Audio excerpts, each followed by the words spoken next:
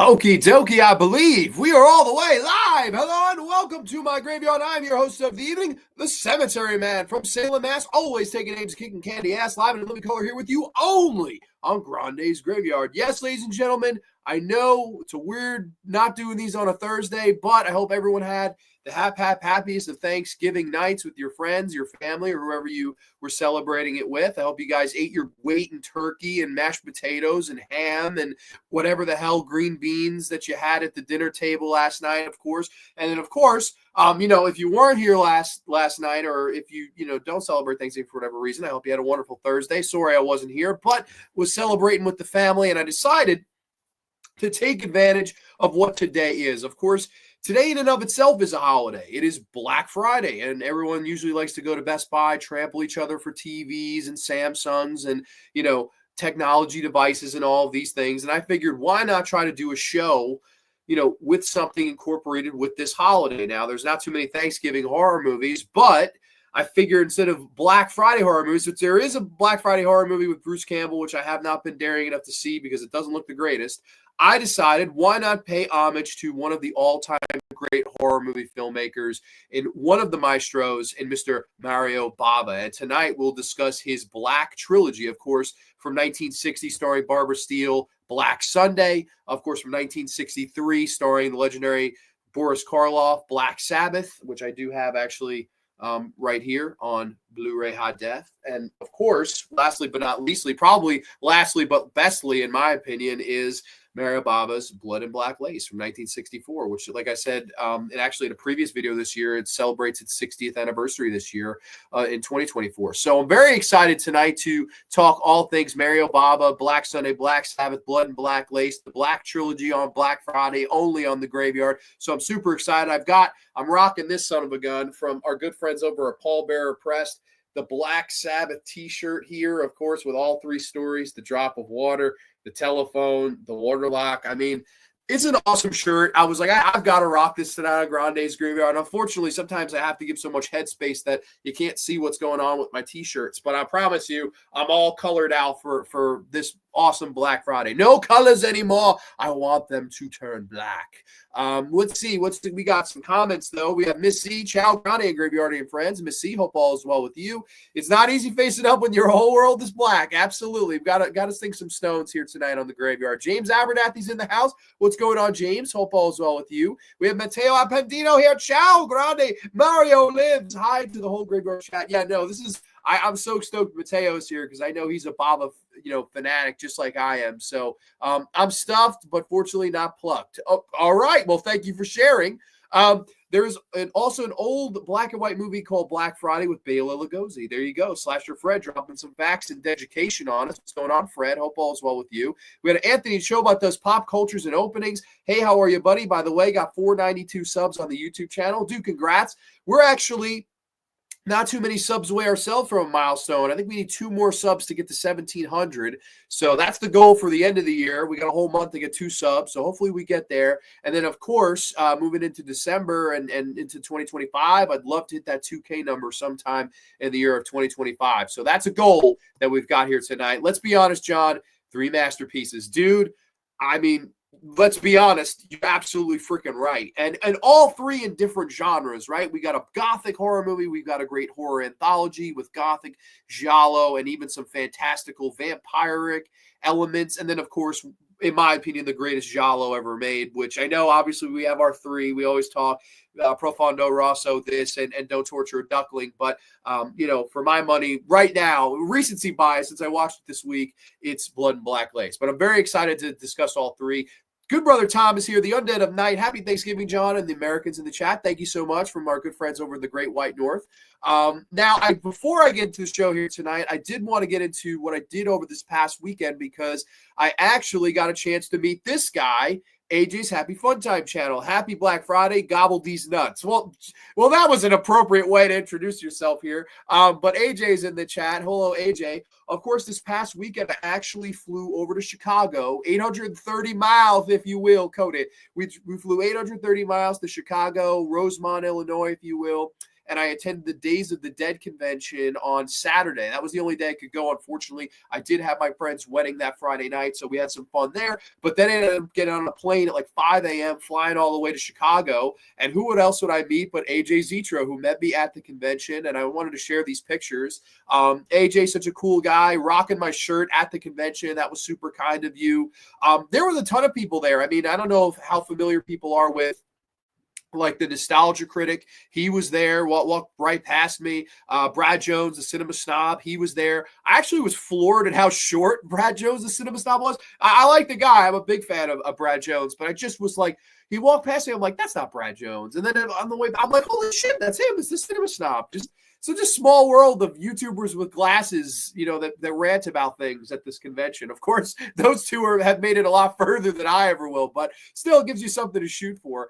But me and AJ had such a fun time. We had a happy fun time channel, I guess. We got some deep dish pizza. We met a bunch of fellow horror fans, some cosplayers, some Chucky cosplayers, some Art the Clown cosplayers, some people cosplaying as Freddy, the Mad Hatter, so many fun, colorful people dressing up. And it was just a fun weekend in Chicago. And we had a great time, of course. Here, this is a really cool one for me. I met Takako Fuji from the Ju-On The Grudge series. And man, she could not have been any nicer to me. Of course, she talked to me through a translator. She doesn't speak the most English, but it was so cool to, let her know how much, some of the scare sequences that Shimizu directed and that she was a part of. I always mention the one, I told her this, that the one where under the bed, you think you're safe, you think you're okay. And everyone goes on about the shower and Hitchcock's Psycho. And everyone goes on about Nightmare on Elm Street. You can't sleep, you can't run away from your dreams. But to me, I always thought that, Takako Fuji, the Kayako Seiki being underneath your bed covers and pulling you into the abyss of hell, that always scared the hell out of me. And I told her that, and I told her how much, thank you for the nightmares, I told her. And I told her I had traveled from New York to Chicago all this way just to meet her. And of course, so many other great people like AJ. And she was so grateful. She bowed to me. We took this fun picture where she was like, you want to do serious or you want to do scary? And I was like, I flew 830 miles to Kako. Let's just have fun with this son of a bitch. Like, too much pressure if we're doing serious. Did I blink? Was there something in my teeth? Hell no. I just was like, let's have fun. And we did. She couldn't have been kinder. It wasn't until Alpha Romero pointed out to me that the guy that was her manager for the weekend and translated for me, he's a huge fan of George and Dawn of the Dead historian. So I didn't even know that until I got back and Alpha explained it to me. So yeah, it's really cool. I mean, that's so crazy. My favorite horror movie ever. And probably his as well. And he was a big reason why she got to come from the convention. So it was really cool to meet her. She couldn't have been nicer. Yeah, this happened. Yes, this was quite a story when this happened. Yes, Tom Savini. So I hooked a left after meeting Takako Fuji. I'm on cloud nine. She bowed to me, said thank you very much in perfect English. I was like so happy at how it went. I was like, this is really what conventions are all about. When some people say never meet your heroes, and hey, it can go horribly wrong. And I've heard quite a few people meeting this hero and it went horribly wrong. So I was scared to death. Don't you be fooled. I hooked a left and there he was. He was sitting by himself. No money taker, nobody around him, nobody within 15 feet of him. It's like you would have thought he was covered with landmines or something. And I thought about it. I went, am I ever going to have another chance? I mean, he's old. He's up there. And I just decided, you know what? I'm just going to go for it. And I sat next to him and I said, hey, could we do a selfie? He was like, you're going to have to wait. My money handler's not here. And I said, okay, no problem. And then after a few minutes, he was like, you know what? It's fine. He was like, give me the money. I'll just take the picture. So he grabbed my phone out of my hand. I threw up a quick too sweet. We had one take of Tom Savini. And of course, he took the picture himself. And I think it came out pretty good. That was it, though. I didn't, usually with horror celebrities or even, the fellow horror marks and horror lovers at the convention, I like to make small talk. Oh, well, where'd you get that jacket? Some lady had an awesome Creature from the Black Lagoon jacket. I wanted to talk to her about it all night. I like to make small talk. I even made small talk with someone who doesn't speak English in Takako Fuji. Savini, I didn't do it because that's really where it goes wrong for people. Dawn of the Dead is my favorite movie of all time. I'd love to sit there and talk to him about it. I just have heard too many horror stories of him not being the kindest guy. Jeff can be, a big testament to that. He told me that, he mentioned Day of the Dead to him, and he said that George wasn't happy or something like that. It got into a whole fight. Some people go up to him talking about nightmares and a damaged brain. That apparently is a good way to piss him off. He's an easy guy to piss off, so it was very high by, and I just got the hell out of Dodge, and I just thought it was funny. I was like, you know what, this should turn some heads and eyes and stuff. So yeah, I did meet the master of the Cobb, Mr. Tom Savini, this past weekend, so it was pretty cool. Thankfully, he wasn't an asshole to me, but I didn't really give him a chance to. I got to tell you something, too.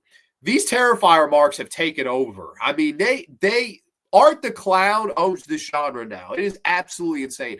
I'm not huge on those movies. I'm really not. I'm not a hater. I don't hate the movies, but I don't really see the whole holy shit. I mean, you saw 65 to 70-year-old men dressing up like Art with long, flowing gray fucking hair. I'm like, holy shit, man. Like, I wanted to belt out a Gilbert Gottfried. Is there no justice? Like just insanity. I mean, I'm talking about 85 to 90% of the fucking people at this convention were here to meet Art the Clown, David Howard Thornton, and Damian Leone. A lot of people were there to meet Art the Clown and the Terrifier people. And that's great. Honestly, for me, it was great because the vendor room with the people I wanted to talk to, your Scott Reinigers, your Galen Rosses of the world, your Tom Savinis, Takako Fujis, I didn't have to wait on any lines. There was nobody even around half those people. So that was pretty cool for me. And of course, this little guy, I had to take a picture with him because he got my face.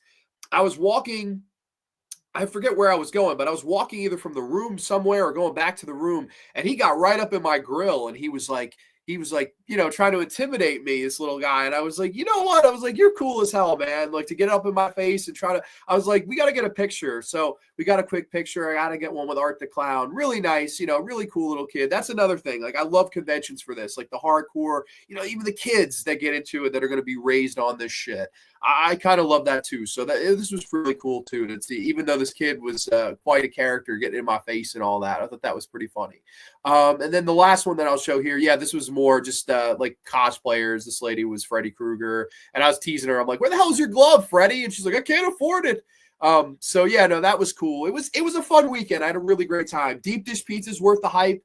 Giordano's was 10 out of 10 pizza. They also had Mountain Dew, so they won my heart over pretty damn easily. AJ and his wonderful wife Roz, they met me there. We had a great Saturday, just a bunch of fun. The flights were good both ways. I had just a really nice weekend, so I wanted to share that to you guys. I'd love to do more of these. Like, it really wasn't bad to travel. It would be nice to have the whole weekend next time. Like, the wedding kind of got in the way of that, but I still did, get there and got to meet a bunch of people, so that was really cool too. So yeah, no, I'm always open to do more of these. I mean, especially if it's a guest like the Takako Fuji, someone worth flying for, that's really cool. So if anyone else attended that con, please let me know if you had a great time too, because it was a lot of fun. But let me get back to the chat here. Let's see what you all have to say. We got good brother Trenchy, the Soulless Trenchcoats in the Heezy. What's up? What's going on, Bradley? Hope all is well with you, my friend. All you needed was dude, right? If AVGN was there, I would have had to just do it because and granted, I've heard it's unfortunate because Nostalgia Critic definitely has some controversy. There's a lot of controversy around him. I've never heard that about Brad Jones, although I do know him and Brad Jones are like best buddies. And they were together every time I saw one, I saw the other, exception of when I first saw Brad. But they were together like the whole time. I was like, holy shit. They were taking videos of one of the cosplayers coming down steps. I'm right behind them. If either one of them put up shorts, I'm guarantee you I'm in one of the shorts they posted. If they even posted them, I don't know. But yeah, no, if AVGM was there, I would have had to stop him and been like, dude, we need a picture of the four of us. Like the Mount Rushmore, like them three, the successful ones, and me, like way down here. I would be I don't know who the most, like the least important person is on the Rushmore of glasses people, but I would be there. Corlett, let's see, did you whoop Savini's ass this time? No, I didn't. I was really high and by. I was like, you know what? This would just be funny. Like if for nothing, not even if he's a dick to me, like at least it'll be a funny story. But thankfully, he wasn't. So I'm happy that it didn't have a bad experience. But again, I really handled it with kick love. So that's probably why it went well. Grande, you should have borrowed a girl with big yitties to meet Savini. Yeah, I should have. I'm like, hey, big yitties, come with me. I could have. I had the time to do it, but it's just kind of hard probably to explain that to a random stranger. Like, hi, you big yits. Do you mind coming over with me so Tom Savini's not an asshole? Like, I don't know. It could have gone horribly wrong. So thankfully, it didn't go horribly wrong and it ended up going up. Okay. Slowly but surely, Tom Savini is morphing into Sala from Raiders of the... Yes, he is. Slowly but surely, my friend. You are absolutely right. Hey, at least we got some original horror that's doing well. Yes, I would agree with that. That's kind of my mentality on it too. At least it's not a remake. At least it's not another Michael Myers movie that's just been done to death. I'm with that for sure. I don't hate. I really don't. I just... Like, I posted some stories making fun of the marks. Like, this one lady had the big wings, like the final girl in the movie. And I teased. I was like, the Terrifier marks are here. The amount of people like, oh, you're miserable. I'm like, buddy, I can tease people. Like, you can tease me all you want. I'm a fucking mark with certain things, too. You want to make fun of me for being a blood and black lace mark? Go ahead. I don't give a shit, man. I happen to tease. Nicholas Woodall is here. What's going on, Nicholas? That's a first-time name to the graveyard. Welcome, my friend. Hope all is well with you. I like my scary clowns to have a backstory. I do too. Those movies are very much gore galore. They're gore reels without any nudity. Like, I think, to me, when you're going for a slasher like that, you want to have boobs, you want to have blood, you want to have mayhem. And that one just only goes for the blood. And I think all the marks really like that. That's all you need for some of them. Look at the people that like the inner violent nature. It's all it had was gore. It didn't have a character, it didn't have a story, it didn't have anything going for it other than gore. And people love that too. So some people, it's just you're a gore hound and that's all you want. And that's what's drawing. Listen, I'm not even over exaggerating. I think AJ would back me up on this. I would say 8 out of 10 people at that convention were there for the Terrifier. I mean, I might be under saying it, so it's over. It's really over. And I'm happy to see something over. I know I will tease the marks. That's just, and it's harmless. I don't mean any malice by it. It's just who I am. You know me. You guys know me by now. Pleasure was all ours, buddy. Dude, thank you so much. You guys had made it an even better experience than it would have been. Merdsy's Movie Mansion. What is up, Graveyard fam? Let's talk some Bava. Yes, my friend. I know you were watching Black Sunday earlier, which would be the first movie. Yeah, teasing should be allowed. I'm with you, man. Like, you can tease me too. I'm all for, I'm not off limits. I know that, it's, sometimes people throw, you live in a glass house. Spalding and Pennywise Tim Curry version will always be my top killer clowns. Well, of course. But I will say, and in all fairness, Art has become an icon too. Like you saw the amount of people there dressed like him and the amount of people waiting on lines and the amount of photo op sessions. They had them lettered. That's how many I think it was like A through F. That's how many people wanted to take a picture with Art the Clown. That's so hard to do nowadays. And I'm happy that something's gotten over. So yeah, really cool for him. He's a cool guy. I've never heard a bad word about David Howard Thornton or David, whatever the fuck his name is. I've never heard a bad word about him. So that's really cool. And it was a fun time. So I had a really cool time at the con. Nothing but positive things to say there. So just wanted to run through that, show some pictures of that. I also did post the signature that Takako Fuji gave me. So that's really cool.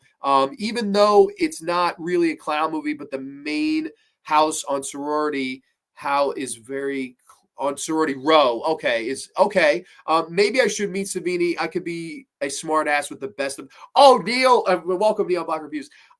Some people like and can get into confrontation. I'm not one of those people when I'm trying to have a good time at a convention. I'm not trying to get into a fight or ruin my experience, and that's probably why. But if Jeff, or I'm sorry, not Jeff, but Will, who was on last week with me, we talked Tales from the Hood. He was telling me, he's like, oh, if I was with you, I would have just gaslit him. I was like, yes, like you can gaslight him. I'm not trying to gaslight anybody. Like I'm here to get a good picture with you and hopefully a good story. But, beggars can't be choosers, I suppose. Dominic St. Clair is in the house. Hey, what's going on, Dominic? Hope all is well with you. All right.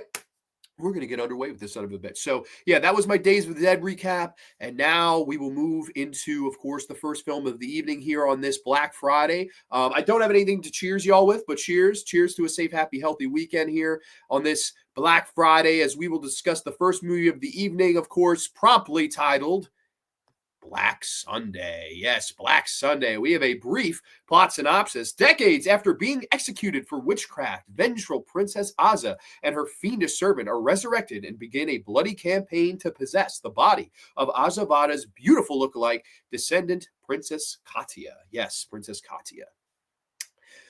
Black Sunday. I mean, what really can I say tonight on Grande Scraper that hasn't been said about this movie? But I will give it a good shot, I guess. I'll give it the old college try.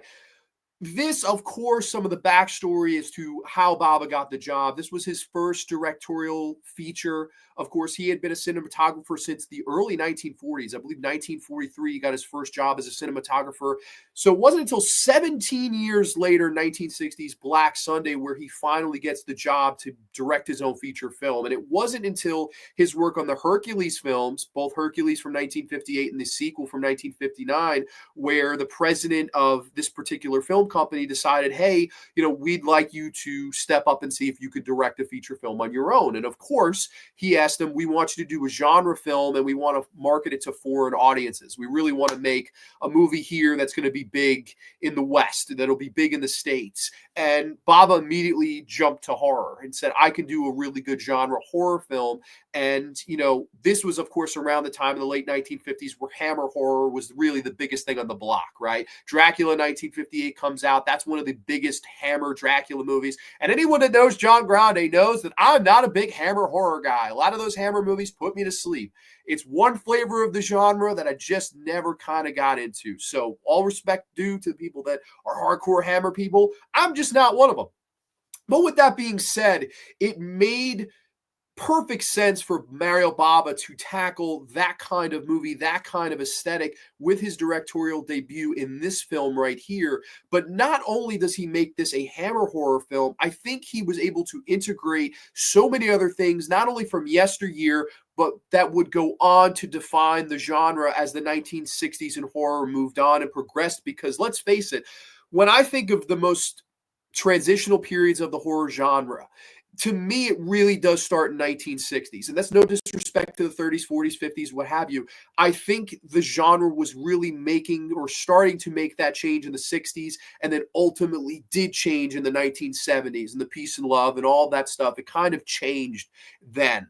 And this is one of those movies that I always like to give credit to because it's not only just a Hammer horror movie in a lot of ways. In a lot of ways, it's a Gothic horror movie. It's a witch horror movie. It's a revenge horror movie. It has the feeling of the old school Universal monster movies from the early 1930s and Karloff and Lugosi and Lon Chaney Jr. and all these guys. It has all of that in one. And I think that's what makes this such a grand film.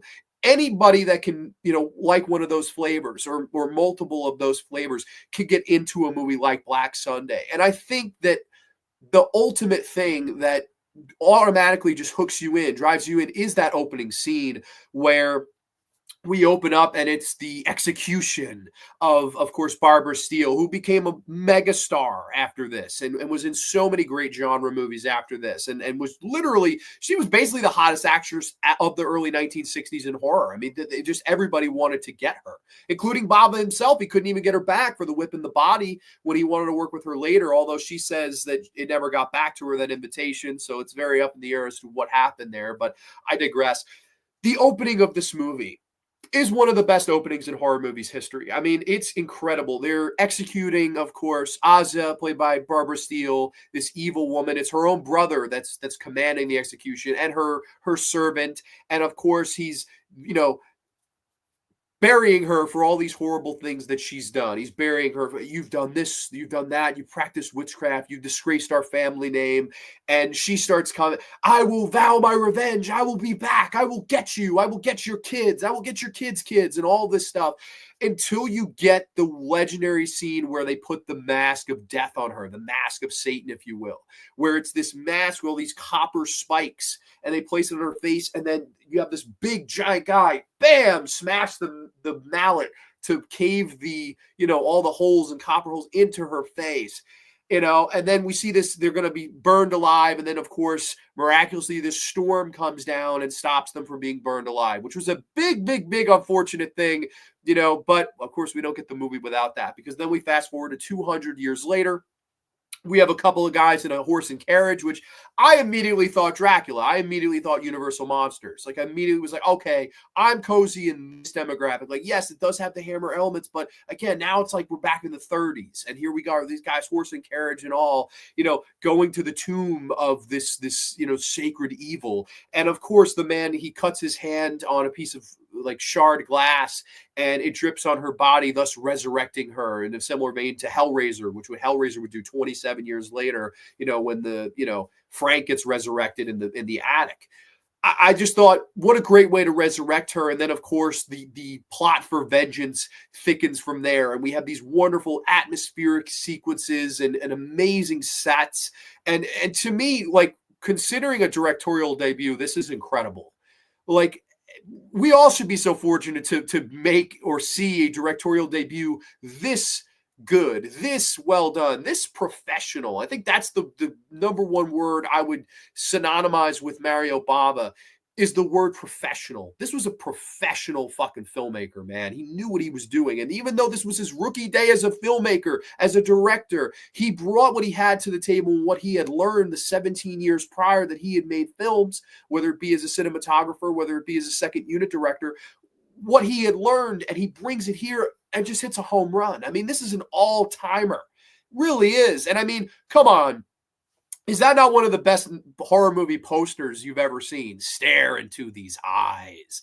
Black Sunday. I mean, that's one of the best posters ever. I mean, it's just absolutely gorgeous. We'll gaze upon it. We'll dawn upon it. But let me get back to the comments and see what you all have to say, because I'm very curious, as always, to see what the Graveyard Chat has to say about this one. What makes these old black and white movies so very unique is the film noir feeling that you have for it. One of the scariest black and white movies is Les Diaboliques. Yes, of course, I always point to Eyes Without a Face. That's another great like noir, like it's oh man, that's a great one. And of course, Repulsion, which of course I know, maybe was not foreign, but man, it was incredible. I mean, that's a movie that I still have not been able to rewatch. Repulsion. That's how fucking disturbed it made me feel. We got late, but it's your boy King Gore. What's going on, King Gore? So I take it you don't like the Daniel Radcliffe movie, The Woman in Black, because that movie was. I'm not a big fan. To be perfectly honest with you, it is well directed. I do think it's a well directed film. I'm not trying to say that I hate all Hammer horror movies. I would just say, as a whole, it's not really a flavor of the genre I go back too much. It's just from a standpoint of, in my collection, I don't own much Hammer horror films. Do I despise them? No, it's just not my cup of tea type of deal. And I've had people get very offended when I say this. So I'm sorry if, you're one of them or people are upset, but I just am honest with you guys always. And it's just really not a genre of the genre that I go back too much. It's just being honest here. I'm with you with the Hammer stuff. Yeah, I mean, yeah. And here you have somebody that's, got some years on me, right? Age is a lot older. So you would think that maybe it's a youth thing. Is it, but I like a lot of old movies. So I don't think it is a youth thing in my situation. I truly think it's just a taste. I totally think it's a taste thing in my situation. And I think so with AJ too. Because if you think anybody, it would be somebody that, was a kid when these movies were 15, 20, 30 years old. And when I was, as opposed to when I'm a kid, when they're 50, 55 years old. Hello, everybody. What's going on, Aiden Vavra? Good to see you in the house. Black Sunday is a masterful film and just wonderful Gothic horror. I completely agree with that. It really, really is. Another scary black and white horror movie is the movie M, which involves a child killer with Peter Lorre, great actor. The original title is The Mask of the Demon, outstanding for basically a debut. Great atmosphere and camera work, great vibes, similar to Kill Baby Kill later on, which, dude, yeah, Kill Baby Kill is one of my favorites. I think Kill Baby Kill is just one of the best Bava movies. I really do. Like, that would probably have to make my top 5 Bava. And yes, The Mask of the Demon, which I know Lamberto, and they just gave it a release, its very first release. So if you're curious, Lamberto Bava's The Mask of the Demon just got a release from Severn Films. It's on sale now, a Black Friday's deal. So if you guys are interested in getting that, I passed because the prices were crazy. $45 for Night of the Living Rats from Bruno Mattei. I think Severn's truly lost their fucking marbles. I really do. But the marks will pay it. The Woman in Black is one of my favorite haunted house movies. Love the house separated from the mainland. Okay, cool. Well, you'll be happy to hear that next week on Grande's Graveyard, speaking of haunted house movies, we'll be discussing and counting down my top 10 haunted house movie. So I'm going to be very much looking forward to that next week on the show. The use of black and white is so damn beautiful and eerie. In Black Sunday, I completely agree. This is one of those movies that it has to be in black and white. Like, it only works in black and white. And I know, of course, the Girl Who Knew Too Much, aka The Evil Eye, that was, the first Giallo film ever made. That's in black and white also. But we'll be talking about tonight the first Giallo film that he made in color, which is this movie. But of course, there is also a Giallo-esque segment in this son of a bitch. So we'll get there for sure. We will get there. I've never seen this one, but I like the sound of it. I think you'd like it. I totally think it has a little bit of everything, and I think that's what makes it so well-rounded. Also found Black Sunday to be pretty ahead of its time in terms of violence, that opening scene. It really is. From 1960, man, if I see that in 1960, and I'm not seeing all these films that come after, that's pretty shocking stuff. And it's gory. It's it's pretty. You're like, wow, like, here we go. Like, the gloves are off, man. Like, that's your opening scene of your career as a filmmaker. And that's what you do. That's really showing people that I'm here to play, man. I'm a pro. Even though it's not really a horror movie, Night of the Hunter has some very scary scenes. That's a great movie. Hey Slasher, M is fantastic. Love the kids' song and the Whistling Killer. Awesome. Up there with Night of the Living Dead as both directorial debuts that changed the game. Sure, I would even say The Bird with the Crystal Plumage has got to be up there as well. And what's your take on the acting? I found it very good for Italian people. No. Yeah, no, I know what you're saying. I don't know. I don't want to be mean. I get what you're saying. Let's just say it got better with the next two movies. Let's just say that, Matteo. Let's say that, because of course, yeah. No, I don't know.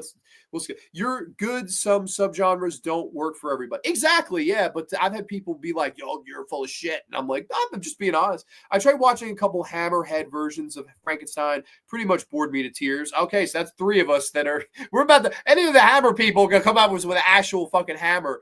Oddity has a bit of Hammer feel with a bit of Tales from the Crypt anthology style story. Oddity was really cool. I saw Oddity earlier this year, if that's the Oddity you're referring to, and I did like that movie. Life Force is always, that's right, Tobe Hooper, that was his homage to Hammer, but at least he threw some yits in it. Let's be honest. Matilda May all day, if you will, Cody. I think I got 1,000 emails for Black Friday Blu-ray sales and didn't buy a damn thing. Dude, honestly, I got a couple of things from Severin. I may be getting a couple of things from Arrow, but I totally hit the brakes this year. Usually I get these giant hauls.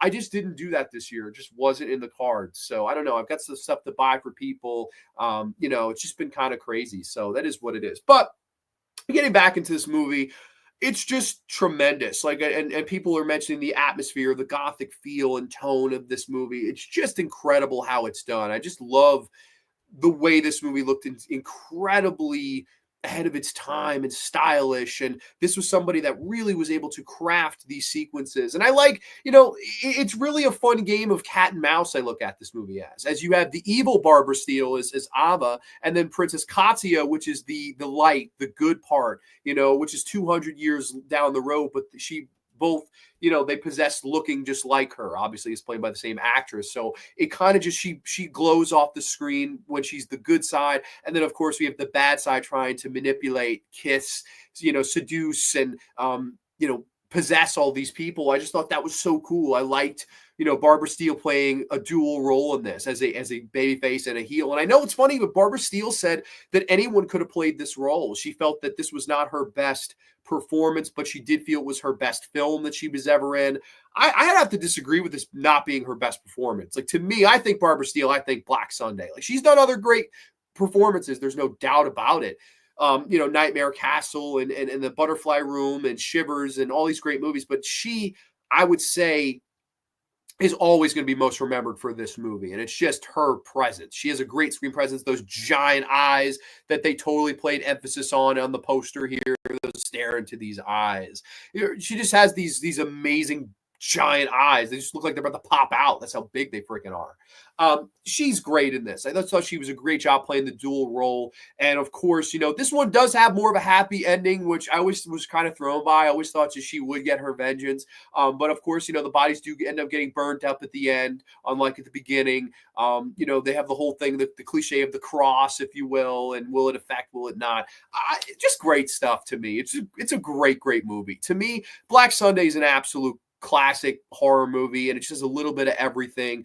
A great directorial debut, and for my opinion, one of the great Gothic horror movies out there. So for me, I'm coming in at like a rightful 9 out of 10. I think Black Sunday is a great, great movie. My only point off would probably be some pacing issues here and there, which absolutely got corrected with the next two movies. So, for a feature debut, I mean, he just did a great job. Hair was never shy on showing yet. That's true. That's true. That is absolutely true. But I guess Matilda Mays caught my eye a little bit more. I don't know. Just me. But just me. Tobe Hooper knew what was up. Absolutely, he did. Definitely see the inspiration in Naschy's Horror Rises from the Tomb from Black Sunday. Of course. I mean, so many movies were inspired by this and inspired by Bava's work. And you could tell. Tobe Hooper had directed a remake of Invasion of Mars, which is a horrible remake, was sort of a precursor to Invasion of the Body Snatchers. Let's see. I never watched Black Sunday until 2022. Never liked the face on the poster. Didn't interest me. Really? Okay, that's fair enough. So are you a fan of the movie overall, though, or just not a little bit overrated for you? That's totally understandable. So Gothic did not in a Poe way. Can we say that? Yes, we could say that absolutely. Even though it's funny, funny enough, Barbara Steele goes on 3-4 years later to be in The Pit and the Pendulum, which is the classic Poe story. So it's funny, like she had found her way to Poe regardless. So that's pretty interesting. But Black Sunday is a great movie without a shadow of doubt. But getting into the next work we'll be talking about here, which is the movie that Bava himself apparently said was his all-time favorite of all the movies that he ever did. And this is a guy that made a lot of great movies, but this was his absolute favorite, and understandably so. And it's crazy because for years and years and years, I had only seen the AIP, the American International Pictures cut of this movie, the American cut, which is what I have here. This is the American cut of the movie of Boris Karloff in Black Sabbath. Brief plot synopsis for y'all. Boris Karloff hosts a trio of horror stories about a stalked call girl, a vampire-like monster who preys on his family, and a nurse who is haunted by her ring's rightful owner. This is, in my opinion, one of the great horror anthologies ever made, easily in my top 5. And it's funny, for years, I had the American version. That was the version I watched, the only version that was disposable to me. So upon this show prep, I finally got my hands on the Italian version. And man, to say that it's a night and day difference is the understatement of the day. I mean, it's a ginormous difference between cuts. The Italian cut is so much goddamn better, it's not even funny. From what I understand, there's a lot of different things about it now. Obviously, the biggest one is the call girl segment, aka the telephone segment. They change a lot of stuff there. There's a lesbian angle that's completely written out in the American version. The American version has a supernatural ending, whereas in this, it's a real, actual black glove Giallo-esque killer. Of course, Boris Karloff segment, the Waterlock. I have the hardest time pronouncing that. Waterlock. I don't know. I always pronounce that word completely wrong. I'll get it right here, folks. The Wardelock. Sorry. That segment, they were able to, I feel like they tightened the pacing and it didn't feel as long, and putting it in the middle was smarter. They changed all the sequences. In the Italian version, it's El Telefonis first, then it's I Wonderlock, and then, of course, lastly but not leastly, the drop of water segment. But in the American cut, it's the drop of water leads it off, then it's the telephone, then it's the Boris Karloff one is the finale. And that's the longest segment of the movie. So they went short, long instead of short, long, short, which I thought it made so much more sense for us as terms of a pacing. And I'm here to say, man, this is one of the best. This is really one of the best horror anthologies ever made. And for my money, the best story is the first one, is the telephone, which I'm rocking. If we can get it right here on the shirt here, the telephone of the scared woman on the telephone. This has got to be the first ever Giallo-esque segment, thriller, whatever you want to call it, that had ever been put to film, especially in color. And man, it's just masterful. You have this woman, she's a dancer played by Michelle Mercier. She plays the character Rosie. She gets home from a night of work. She's taken off her pantyhose. You can see it's been a long day. We don't see any of her day, but you can tell it's been a long day. And she gets a ring on the telephone, and it's this man. I love you. I like your sexy body. Like, he's going on and on, buttering her up and being like, your body's incredible. And dress slowly. Do it slower. And she's like, what the hell? And so she has to sell a lot of it with her expression, with her eyes, with her mannerisms. And she does a really good job to really sell this terror and fear that this evil Night Stalker is giving her. And to me, man, when I first saw this, I was fucking freaked out, man. I was like, holy crap. This is absolutely horrifying in the best of ways. And I like how they butter you up. Soon we get the call to another friend. Hey, would you mind coming for the night? I'm really scared. She calls her friend Mary, played by Lydia Alfonsi. She says, there's this creepy guy that's calling me and I'm just freaking out. I don't know what to do. I'm scared. And basically what happens is she says, yeah, take it easy. Maybe we can rekindle something. She's kind of hinting at, I'm still interested in you. You get this idea of a lesbian angle that is nowhere to be seen in this film. They completely cut all that out and changed the ending entirely. So you're getting robbed, in my opinion, if you're watching this cut. Like, it's still a great movie regardless, but it's just, you're getting slightly robbed. You're missing what the story was really supposed to be. And this is something that Mario Bava was pissed about till his dying day. He was pissed that AIP did this and changed up all the segments and the stories and key plot points. He was pissed about it. So, go figure. And understandably so, I'd be pissed too. We learn in the Italian cut, and the only cut really, that this woman Mary is the one pretending to be this stalker. Like, she's put it on this fake voice. She puts a towel over the phone. John Dress, you're so hot. You're so gorgeous. You're so sexy. I love you. Your body's, stupendous. All these things that she's telling her, you see that it's her.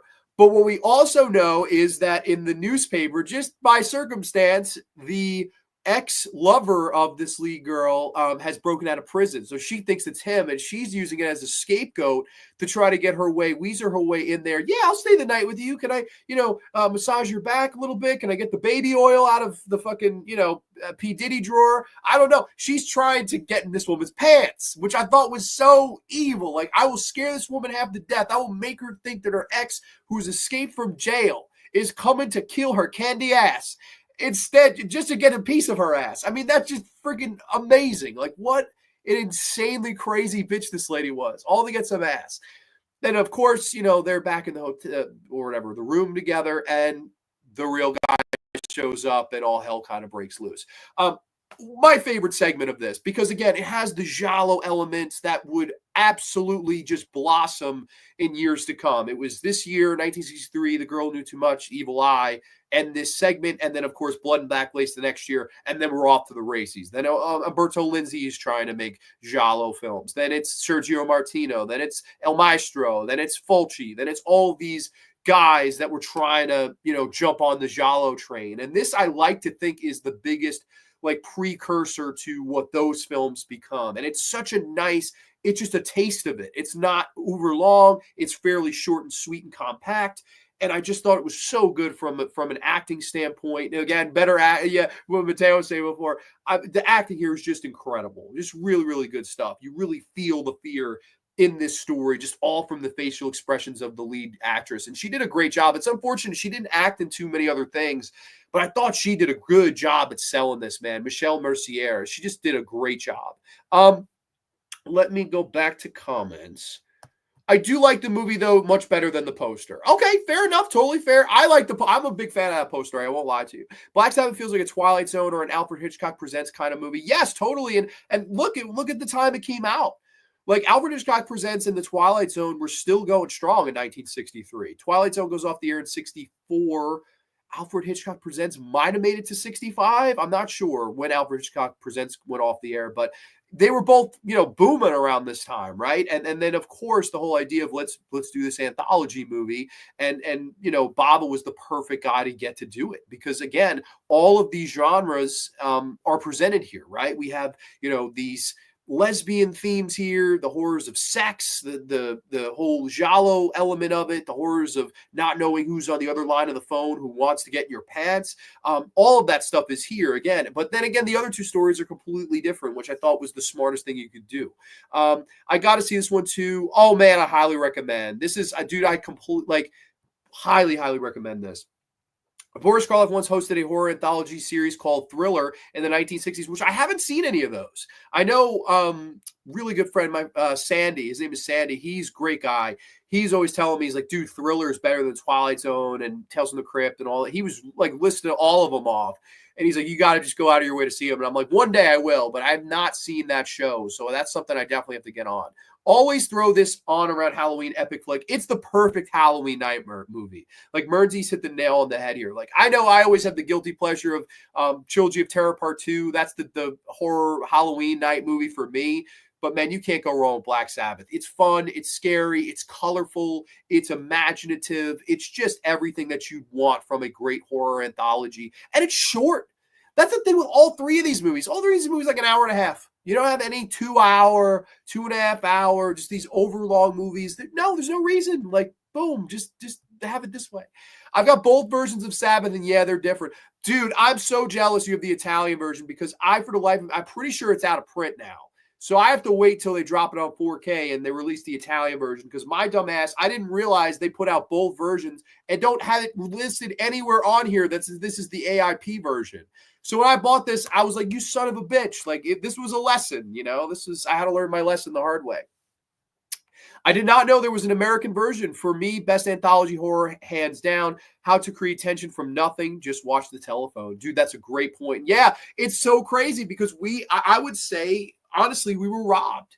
Like, to me, it's a night and day difference. Like, the American cut is still great, but this is you just comparing apples and oranges. It's just so much, more superior than this particular version. If you ever listened to the classic radio play Sorry, Wrong Number, that was said to be the inspiration for the harassing phone call trope. And of course, yeah, When a Stranger Calls and One Missed Call and all these, that use the trope. Like, I like that. I think it's a classic horror trope. I've seen both versions of Black Sabbath and like them both. Really like the Karloff ending scene in the original, but I didn't like the dubbed Karloff voice. Yes, that is totally one negative. I will agree with you. But I agree that the ending scene is great where he's on the horse and that's all for now, and they show you like the behind the scenes. I thought that was such a fun way to end the movie. Like Finn, like just awesome. Said to you before, Bava wrote the formula and Argento solved it with The Bird with the Crystal Plumage, which, yeah, no, that is completely, I agree with you wholeheartedly. He really did. But I like to think this was the launch pad, even more so, if not equally to The Girl Who Knew Too Much for me. I have a box set of Karloff's Thriller series. First season was crime and not interesting. The other seasons have some great horror stories. Oh, cool, man. Yeah, no, maybe I got to pick that up because I've heard good things, and I always trust your opinion too, Tom. So that's definitely something. That's so weird. The first season was crime, and then so the other seasons went to horror. That's very interesting. I did not know that little tidbit. So I appreciate the heads up for because I'll watch the first season. Is everybody on crack? This ain't a horror series. This is a bunch of crime bosses. Like, that would be so funny. That would be only me, my dumbass, going in and being like, where was the horror? That would be funny. But of course, that leads us to, speaking of all this Karloff stuff, the second story, which is right here. Which I will do again. I will try to pronounce this again. I do not know why. Wordalock. I don't know why that word just fucks me up. I don't know if I have no idea. But this is a classic, Gothic vampire-esque story where we follow this family that live in a very small house. It's a very rural setting. It's very weird. Like, that you have this blue sky and these really interesting greens and purples, and the way he played with secondary colors I thought was really interesting here. Especially that's why I did this whole color on the bottom. This color is very prominent in this film and the film we'll talk about next. But I love the setting of it. I love how desolate it feels. It's just, you're like, wait a minute, like, we are really in the middle of fucking nowhere. Like, we're 50 miles from the middle of nowhere. It's really uncomfortable, the setting, but really, really well done.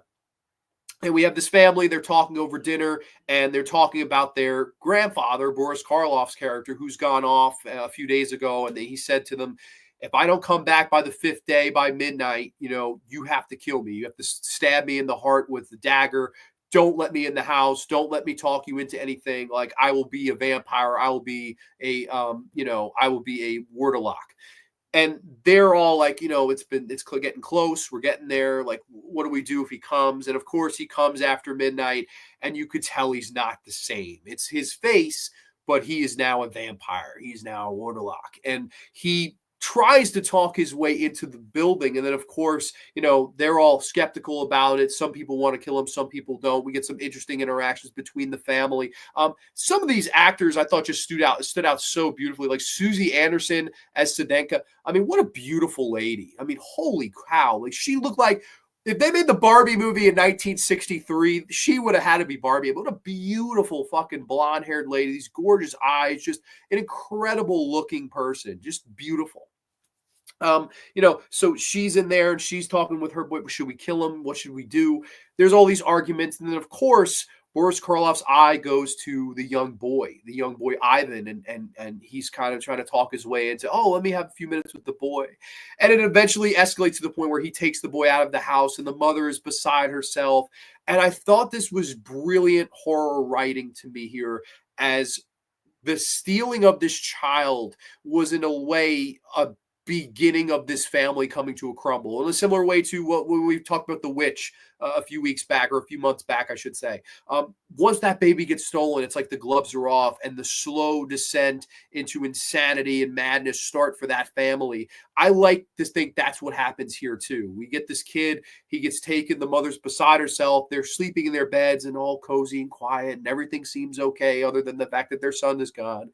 And then we hear the son start to call for his mother. Mom, mom. He's outside, and he's this little fucking vampire. And you could tell. Then the husband's trying to, he's like, he's not our son anymore. He's a warlock. He's a vampire. Like, you can't go out there. And she's, no, it's my son. It's my son. She's crying hysterically. What darkness. That's horror done perfect.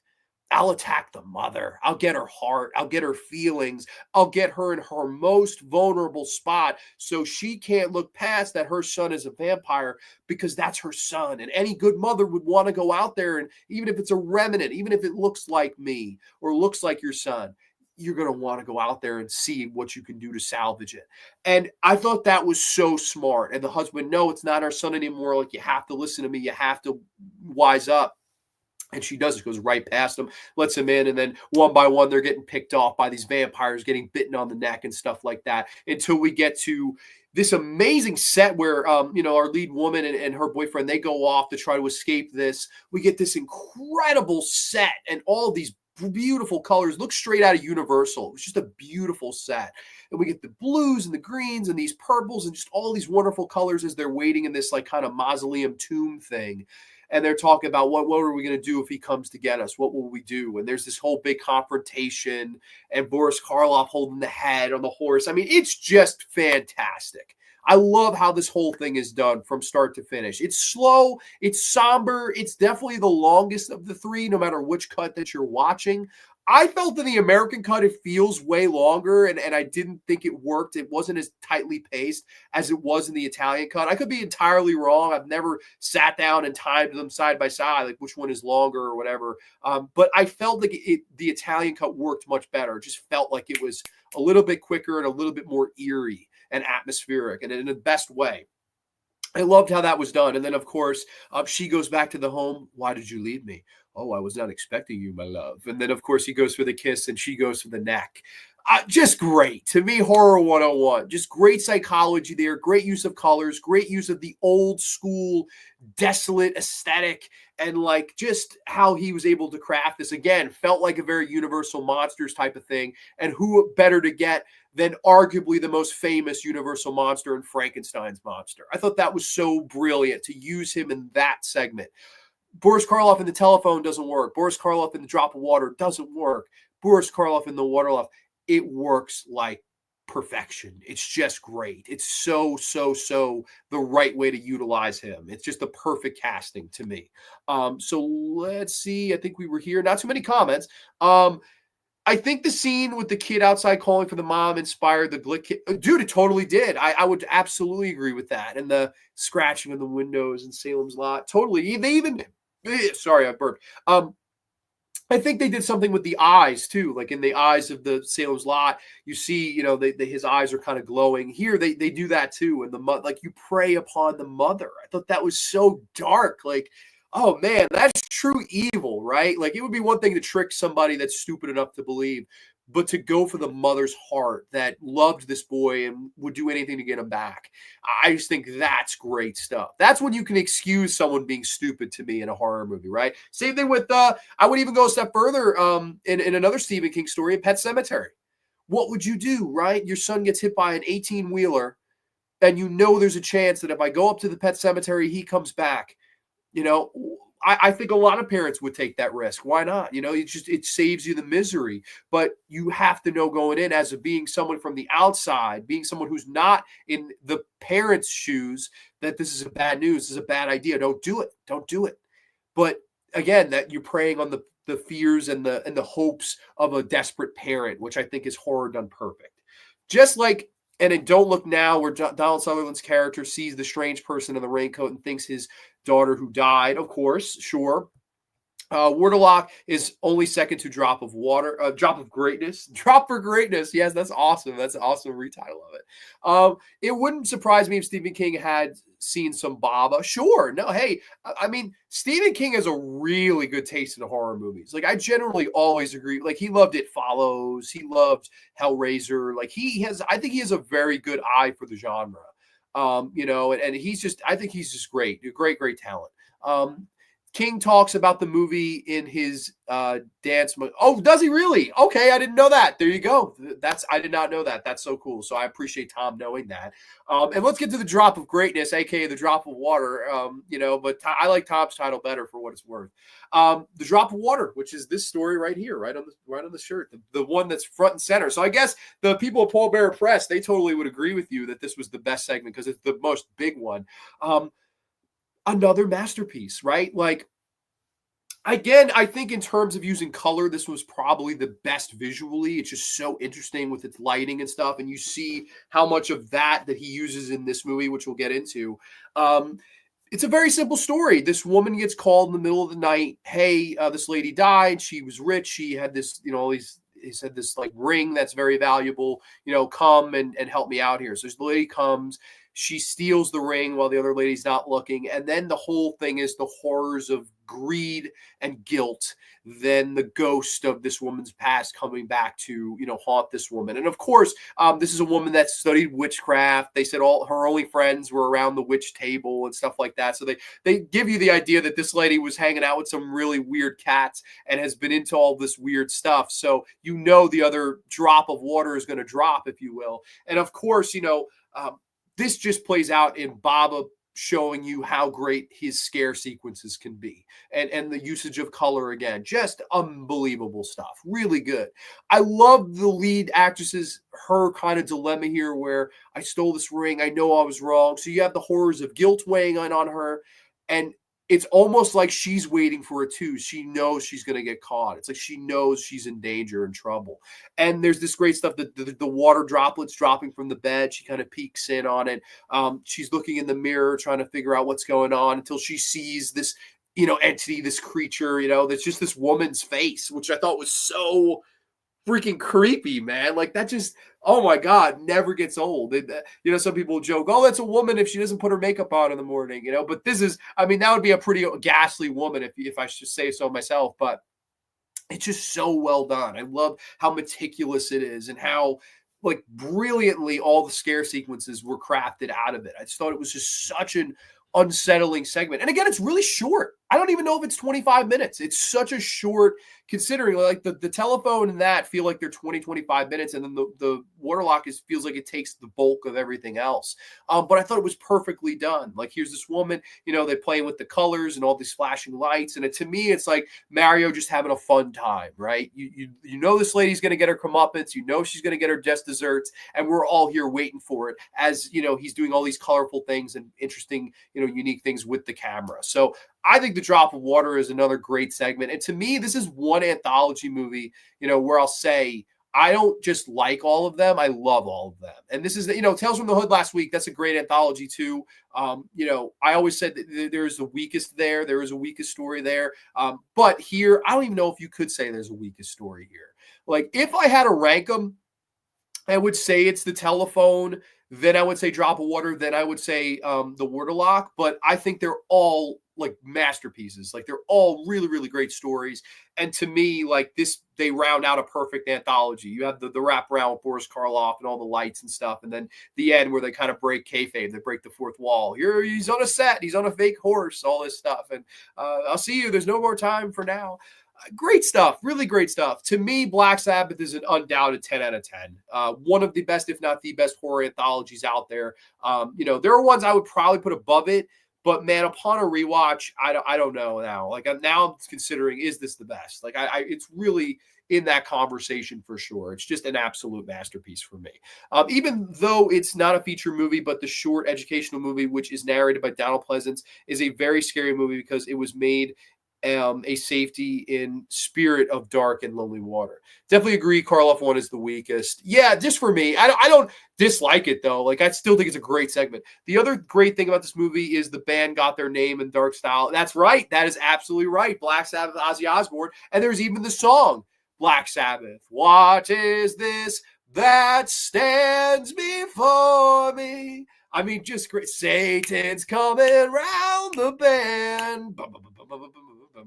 Just awesome, man. One of the best. I'm a huge Black Sabbath fan. They're in my top 10 bands ever. So it's so cool they got the title from this. And I know, of course, Three Faces of Fear was one of the alternate titles. I don't know.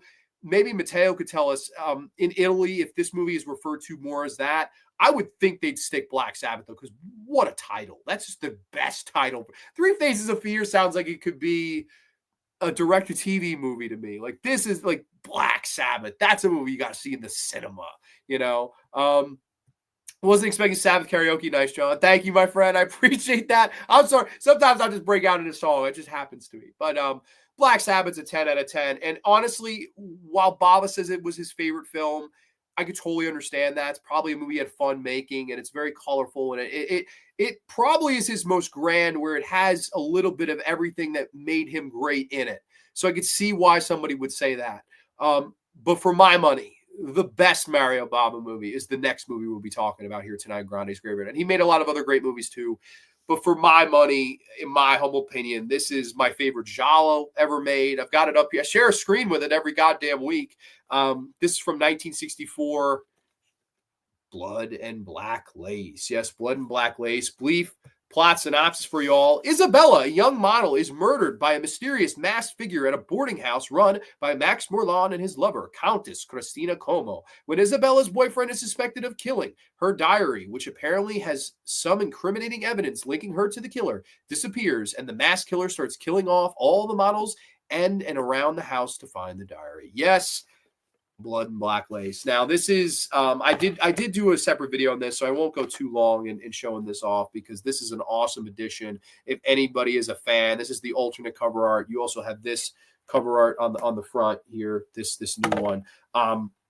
Just an awesome set from Arrow. You have this awesome little booklet, which I actually had read through. This is just incredible stuff, really cool, like stills and images from the movie. They discuss the restoration a little bit. I'm just a monster fan, so I really had to get this whole special edition, because it's like you can't really pass this up. And of course, it also has these really cool German lobby cards, which I thought was the coolest freaking thing ever. They have these German lobby cards here. Really cool stuff. Sorry for the light if it's a little bit crazy. They have the great Cameron Mitchell and Eber Bartlock. Just great stuff for me. Just love this stuff. Really cool. I don't know. I'm a sucker for those. I always like that stuff. But of course, this is a movie that I had seen way later, I guess, in my Giallo watching than I'd like to admit. This is, of course, I had seen most of Dario's movies by this point. I had seen, a ton of Giallo by this point. It's not like this was the first one I ever saw, and that's why it has that sentimental. It's really not. I didn't see it till later in the game, whenever that was. But I was blown away by it from the first time I saw it. And I always say this: if Scream and Suspiria knew each other before they existed, met and had a baby, the baby they would have birthed is Blood and Black Lace. And I stand by that to my dying day, because I do think it has elements of both, and in the best of ways possible. I mean, if your movie's a lot like Scream and Suspiria in any way, shape, or form, you're doing something right. And to me, this is his best day in the sun as a filmmaker, because to me, it's when he absolutely hit his peak. We see Black Sabbath and all the colors that he used there, they're used here. The El Telephone, that whole segment, let's make a feature length movie of that. And that's what Blood and Black Lace really is. It's just unending high tension in the best way possible. We follow these women, and they're all models in this home. And of course, one of the lead women that is a part of the home is played by Eva Bartok, who plays the Countess. She's great in this. I think she does a really, really good job. Again, somebody else that just didn't go on to do that much, which is unfortunate, but she does a great job here. I always thought she looked like an Italian Judy Garland. She has those very similar eyes to Judy Garland, just a gorgeous lady. Of course, Cameron Mitchell, who's in this, he does a great job. Always fun to see Cameron Mitchell, whether it be in movies like this or even the Toolbox Murders years and years down the road. We follow these women in this home, and basically the movie opens up where one of them gets killed outside, and we have these very interesting uses of the camera here, where Bava, to of course, accommodate the low budget. This was a movie made on a super low budget of $150,000. Instead of using a tracking dolly, would use a child's wagon. Yes, like a red child's wagon. He put the camera in the wagon and pulls it along to kind of get this little bit of rumbling as the camera's moving along. Then we watch this woman walk out into the dark, stormy night.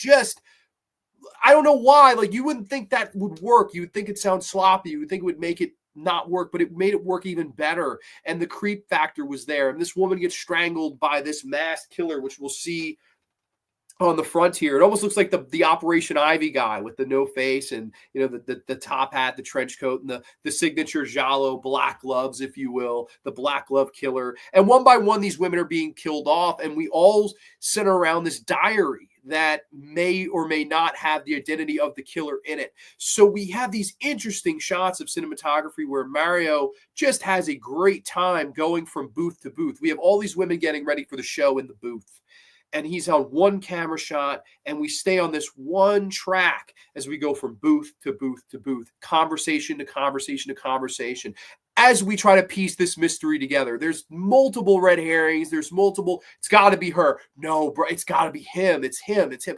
It's such a fun movie to play Clue along with. It's got to be this person. Like, it's such a fun time in that. There's so many fun red herrings. And again, fun camera work with this tracking shot. There's this one lady puts the diary in her purse and she puts it on the table. We have these people talking in front of it, people walking by. All of a sudden, if you're really keeping your eye on the center of the back, we see the bag just disappears. And you're like, oh shit. Like, you just immediately like, who took the bag? What's going on? And we get these incredible murder sequences here, and to not just do scare sequences like in Drop of Water or Black Sunday or what he had done before this, to pay them off with actual violent murders, I think was a big transcending thing into the years to come, right? We see Bay of Blood in 1970 and how that influences all these slasher movies, Friday the 13th Part 2 in particular. I think that the violence on screen, the deaths of these women on screen was just, holy shit, how important and vital this was to the genre moving forward. Really important stuff. This one woman, you think she has the diary, at least. She goes into the house and they do this amazing job at, again, building the tension. She's looking around. Franco. She's calling for Franco. Not Jess Franco. Jess Franco, where are you, Jess Franco? I love you, you crazy bastard. She's calling for Franco, walking all around the house, looking around, can't find the guy for the life of her. She goes down steps. And I will say, if you want to see this movie in the best quality, you got to watch this 4K, because the black levels are insane. Visit from a black level standpoint. You want to talk about Blood and Black Lace? The black levels here are the best I've ever seen in a 4K. Like, I'm not even going to sugarcoat it. It's the best I've ever seen in a 4K. Just crazy. She goes down the steps. She's looking around. We see some faint colors. And then all of a sudden, the strobing green. And we see the man standing there, strobing. Then he's gone. And she's like steps back and then gets attacked from behind and impaled with this thing with like 3 prongs in her face. Holy shit, just insane. We have the classic Giallo trope, the detective trying to figure it out, who can't seem to get out of his own way, asking this person and that person and the other person of who might be doing the killings. And of course, that part, that's standard Giallo stuff. That's in almost all of them. It's, it is what it is. It's not here or there. It doesn't hurt the movie at all. It's fun, honestly, I think, to play catch up and catch along and kind of point the fingers, especially if you're watching this for the first time. And it was really fun to guess who you think it's going to be. So they do the thing where, one of the girls who takes the diary, she burns it alive. She's reading it and then she gets scared, burns it alive. And the killer shows up again and is just beating the hell out of her. He Irish whips her into the bookcase. He's holding her down. He's burning her hands on this really hot lamp. And he writes out like, "Where's the diary?" And she says, I burned it. Just let me go. And he's going with the fire poker to try to get it out when she like goes for the phone, and he just scrambles back, beats the holy hell out of her and tortures her until, she'll give the explanation or reason that he wants. Really good. I mean, all of the death sequences, murder sequences, scare sequences here are the best you'll ever see in a Giallo. They really are. The score, and then the up tempo,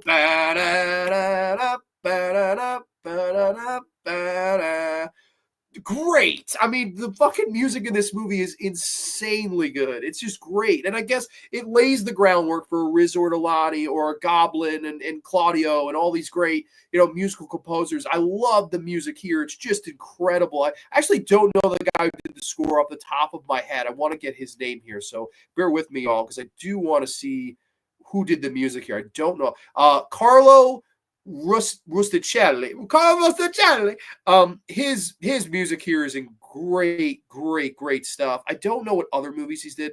The composer of 276 other movies. So yeah, I don't have time to go through those right now, but his score is one of my favorite Giallo. It's just second to Profondo Rosso and maybe Don't Torture a Duckling, the Riz Ortolani score. Great stuff.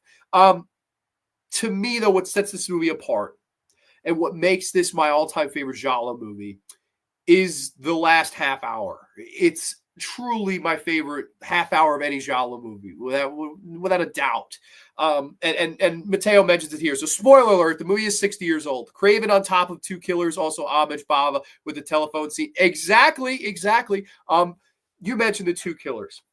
The whole big twist at the end of this movie is that it's not 1 killer, it's 2, because there's one point where Cameron Mitchell and a lot of these other red herrings, they get taken into custody. They're held, in these holding cells, and another murder happens. So the police wonder, if there's still murders going on, we're dealing with this crazy sexual deviant killer.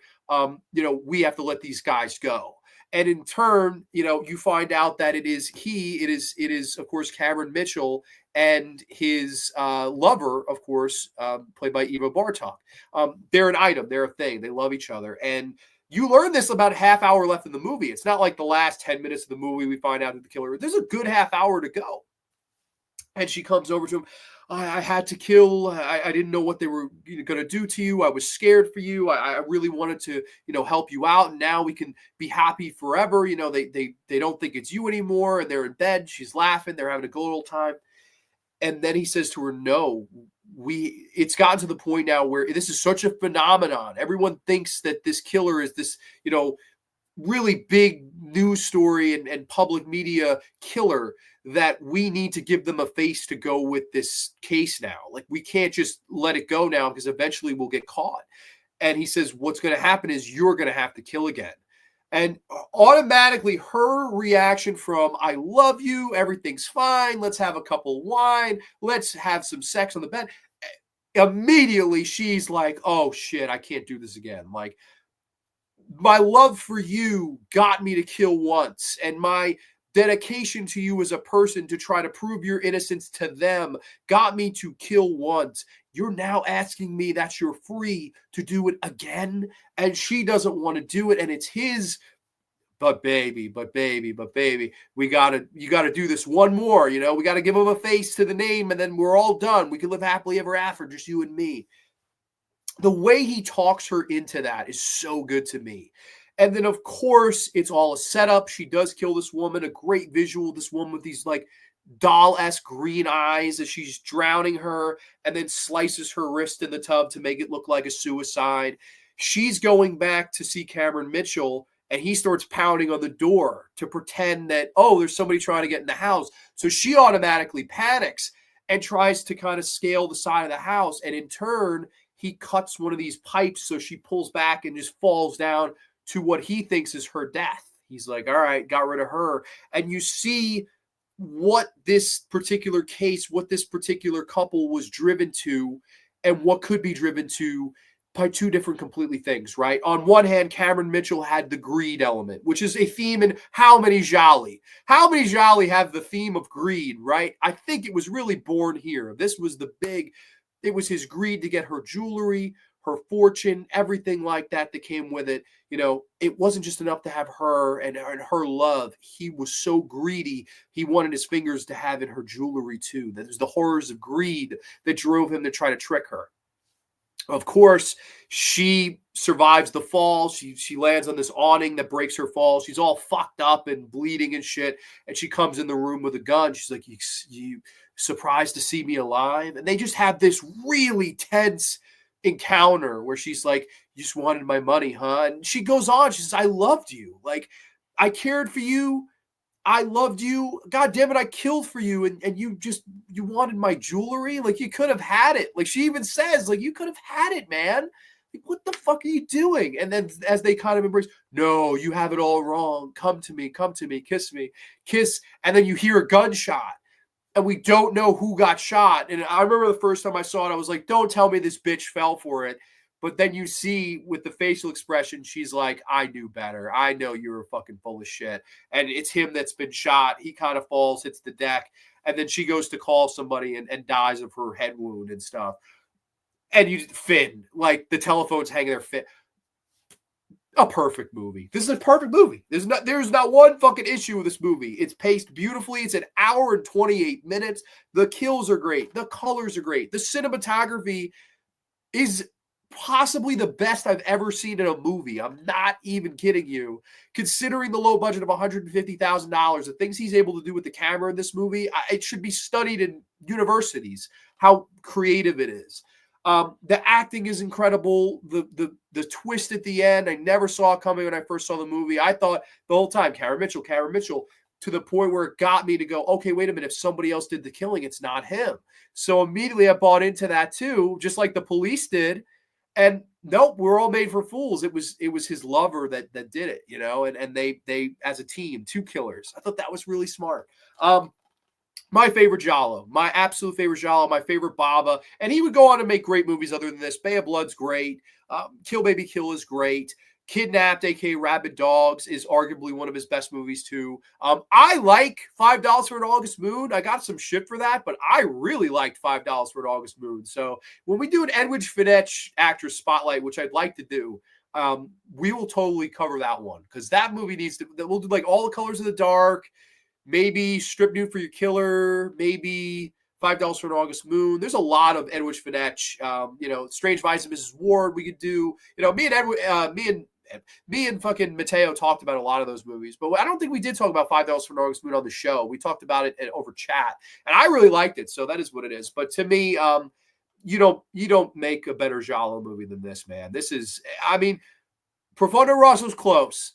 Don't Torture Ducklings close, and depending on recency bias, maybe like let's say I watched Duckling most recently, I might say Duckling. Let's say I watched this most recently, which is the case, I might say this. If it's Profondo Rosso, I might say Profondo Rosso.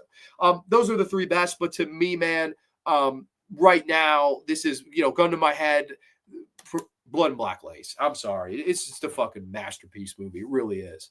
But let's go back to comments. Let's see what y'all have to say.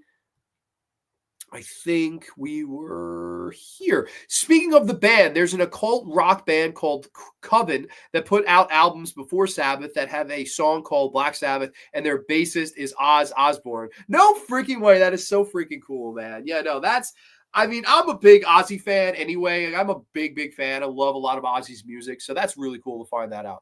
Blood and Black Lace almost feels like a precursor to the slasher movie genre. I agree, but it's also really is like the movie that birthed the like. I know the Girl Too Much and Telephone precedes this, but this is the template. Like Dario was a big fucking fan of this movie. You just tell, it always amazes me. It always amazes me that like this was made on such a short budget. Like it feels like it was made with all the money in the world, and it wasn't. I believe even Martin Scorsese has said this is one of his favorite movies. So that's really cool to get. You getting props from Scorsese and Argento and all these guys in a movie that you made with a shoestring budget, and you use a child's wagon it seems to pull the camera along. I mean, you did something right. Blood and Black Lace is in contention with Deep Red and Duckling for best Giallo of all time. Do you agree all those movies elevate the status of master to the hold on, let me read this one more time. All these movies elevate the status from master to their craft to maestros. Yes, I 100% agree with you. And it's because, like, I don't think, getting deeper into this, I don't think Lucio, as good as a lot of his Gialli are, I love the Sidekick, I love Lizard in a Woman's Skin, I love, Don't Torture Duckling. Lucio made a lot of great Gialli. There's no doubt. But I think he wanted to be known as maestro of every genre. And that's why I think a lot of people have gravitated to Lucio since his death. It's like the horror movies are the gateway, right? The gates of hell is the literal gateway to his cinema for most people. And then Zombie and, whatever follows from there. But this is a guy that made a lot of action, a lot of Western comedies, all these, he touched every genre. So I think Lucio, if he wanted to, could have been maestro of the Giallo or whatever he wanted to be, but I think he was just so well-rounded. Whereas Dario, he made more Giallos than John Ford made Westerns. I mean, you got to be honest with yourself, and even he took pride in saying that. He said that when I saw him in New York City. It's one of the first things he said. He said, well, John Ford is to Westerns, I am to the Gialli. And I think he's so right. But I don't think any of that happens. Your Lindsays of the world or guys that, Martino's, which I think they put out some great movies too. I don't know if any of that happens without Mario. Like Mario's the pioneer of that maestro ship, if you will. And I think that they'd even tell you that too. But yes, I do agree. It does take them from master to maestro without a doubt, without a shadow of a doubt.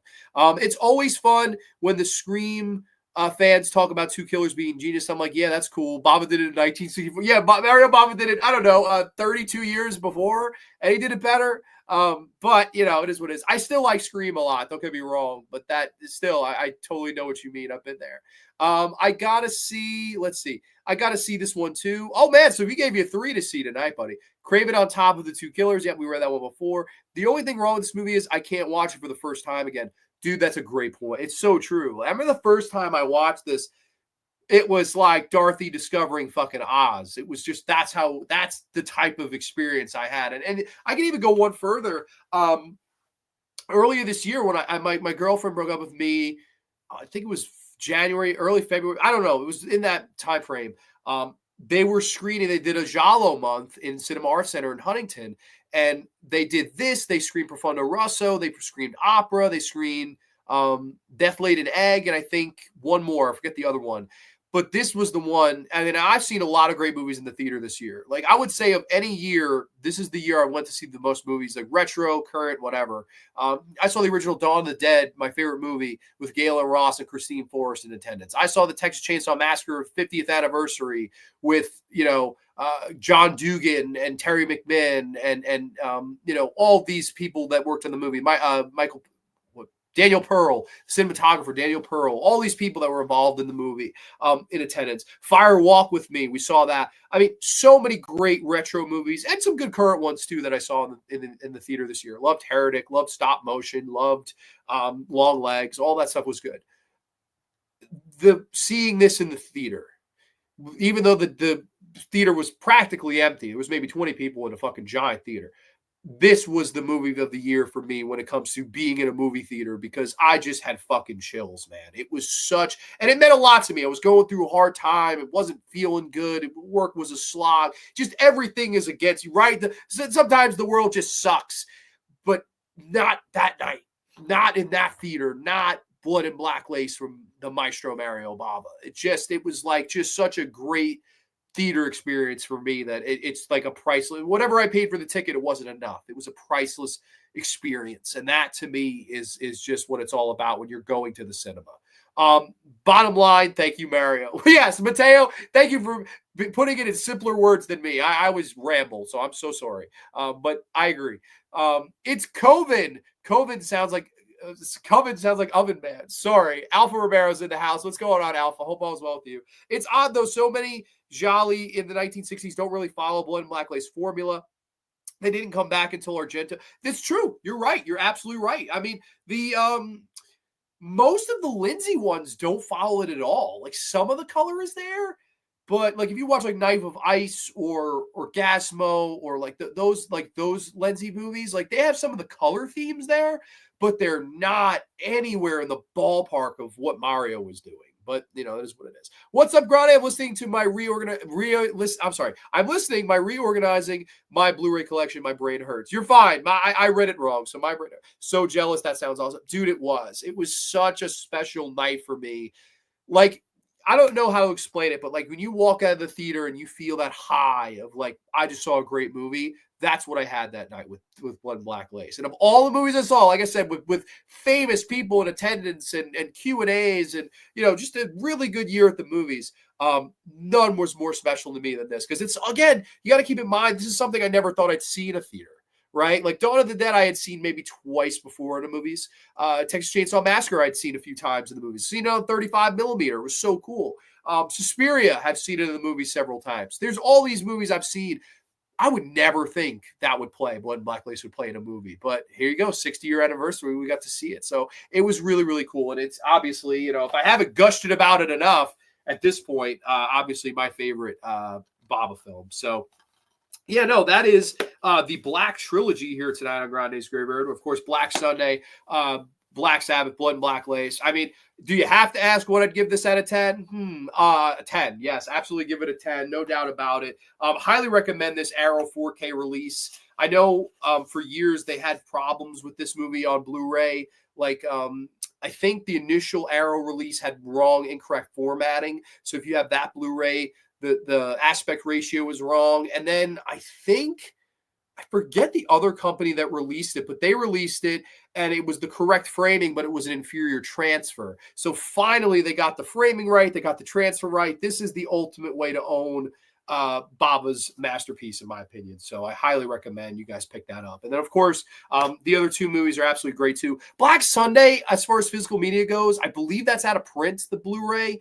Hopefully one day down the road, they will re-release that in 4K or just another re-release in blue. I'd be very excited to own that in the collection. I own a lot of Bava's films. That is one I don't own because I do believe the blue goes for a little bit of money. I'm not sure how much, but it definitely goes for a pretty penny, which is unfortunate. But brief preview next week's show, because next week we'll be talking all things haunted house movies, our top 10 haunted house movies here on Grande's Graveyard. If you want to let me know your top 10, I'll probably post maybe a prompt to be like, give me your top 10 or give me some of your favorites. That sometimes putting people on the spot for a top 10 is kind of crazy. If you want to let me know if you're catching the replay of this, how you'd rank these three movies, or how you'd even rank the three Black Sabbath stories, whether it be The Drop of Water, The Waterlock, or, The Telephone. Please let me know. Comment down below. Always interested to hear your guys' thoughts on that stuff.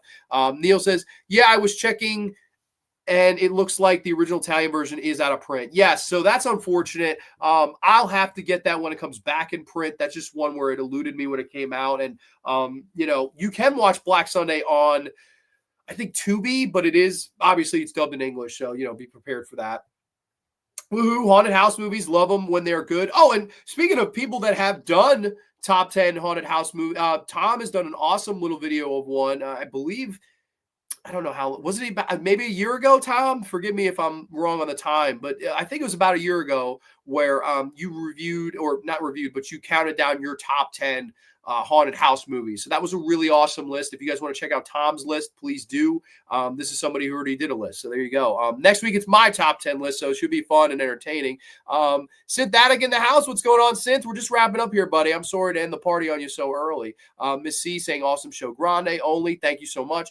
So yeah, everybody, I hope you have a safe, happy, healthy rest of the weekend. Like I said, I hope everybody had a happy Thanksgiving and an even happier Black Friday. I hope this was a fun, cool little topic here for you guys, talking all things the Mario Bava Black Trilogy. The December schedule is out. If you guys want to check it out, like I said, Haunted House Movies is next week, followed by an actor spotlight of a legend, which I'm very excited to do. And then, of course, we wrap it up with a roundtable and another Twilight Zone coverage with Fever Dreamland Theater Anthony. So everybody, thank you so much for checking out the show tonight. My Bava Blacklist is different from yours. Sabbath, Sunday, and Lace. Great stream as always. Thank you so much, Tom. I appreciate that. I need to catch up on some Mario Bavas. Watched a bunch of VHS. Really? Bava on VHS sounds like a total curveball. Have a great weekend, man. Back to work. Hell yeah, man. Absolutely. Everybody, have a safe, happy, healthy weekend, and we will catch you next time. Only on the Graveyard. Too sweet, peace. We'll catch you next time. Good night, everybody.